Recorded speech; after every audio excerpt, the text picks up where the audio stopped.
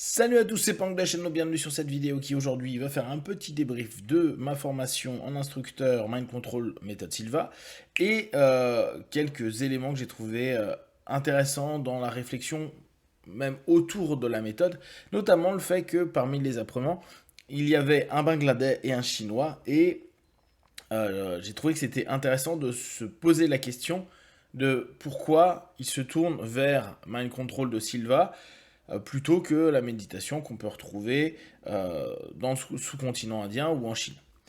En l'occurrence, Akhtar, donc, qui était bangladais, m'expliquait et nous expliquait que lui, il avait beaucoup étudié les formes avec les gourous, avec ce qu'on peut voir un peu au travers du yoga, mais là je vais vraiment généraliser plutôt dans la notion méditative, et avec ces formes diverses qui peuvent exister dans la méditation, le retour vers soi.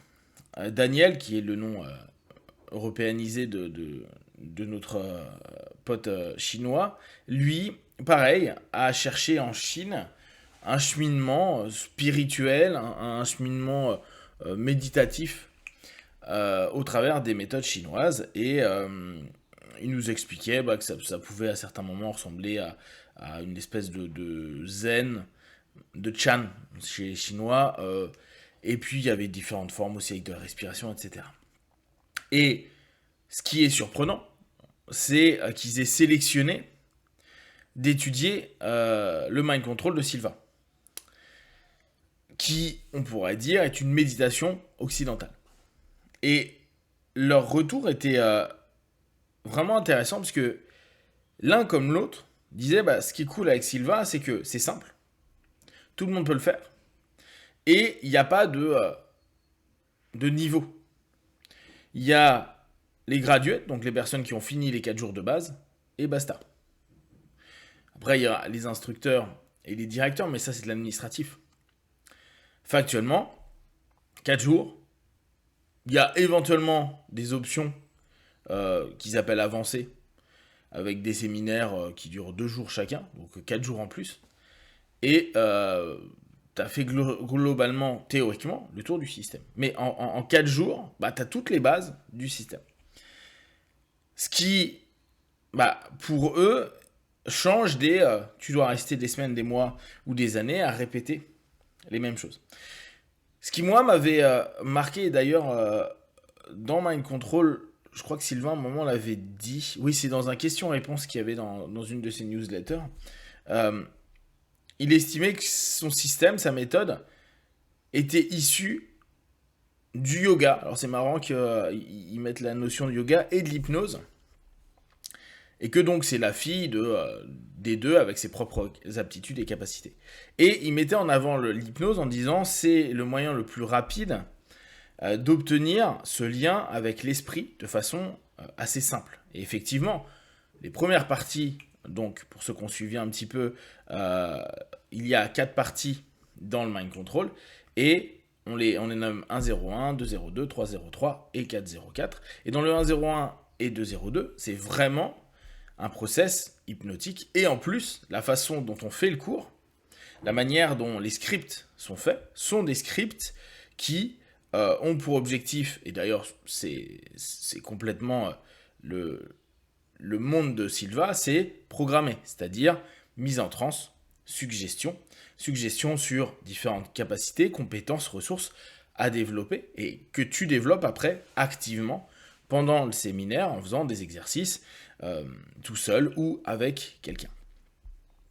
Et cette notion de dire l'hypnose est quelque chose qui permet d'obtenir des retours assez rapidement. Et je me souviens que quand moi j'avais plus creusé l'hypnose, je m'étais dit exactement la même chose, à me dire c'est amusant parce que parfois il fallait X années de pratique pour obtenir un feedback en méditation, même dans certains styles internes, avec tous les travaux de lévitation de bras, comme des Qigong, etc., etc. Dans une transe hypnotique orientée avec l'idée et la suggestion de ce monde hypnotique, il y avait des retours, des phénomènes vécus, perçus, que ce soit d'un point de vue de l'esprit, que ce soit d'un point de vue corporel, qui étaient équivalents à ce que des anciens ou dans d'autres cultures avec d'autres méthodes, comme notamment en yoga ou dans les styles chinois, parvenaient à faire, mais souvent on nous disait c'est un maître, regardez ce qu'il peut faire, l'analgésie, c'est un maître parce qu'il peut ralentir tel élément de son corps, ou il peut s'apaiser en 1 seconde, ou ceci, cela.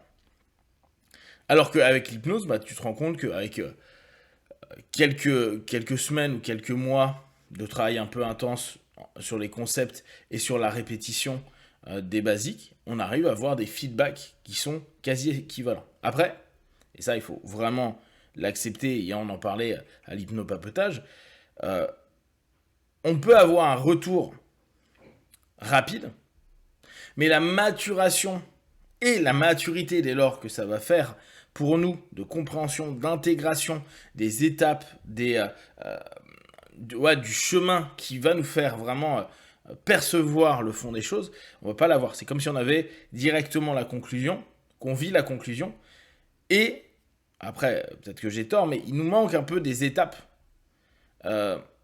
qui vont être beaucoup moins factuelles, mais beaucoup plus profondes sur certains aspects. En tout cas, j'ai trouvé que cette orientation vers une méditation occidentale du mind control de Silva est quelque chose d'intéressant à percevoir.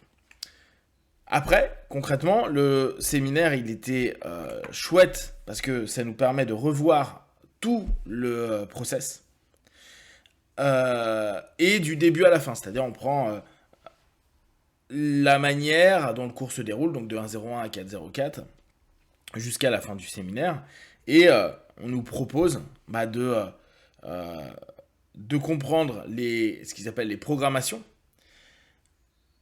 Qu'est-ce qui est dit dedans, comment, pourquoi. En fait, pendant tout ce temps-là, moi j'ai fait étudier des scripts qui ont été posés par Silva.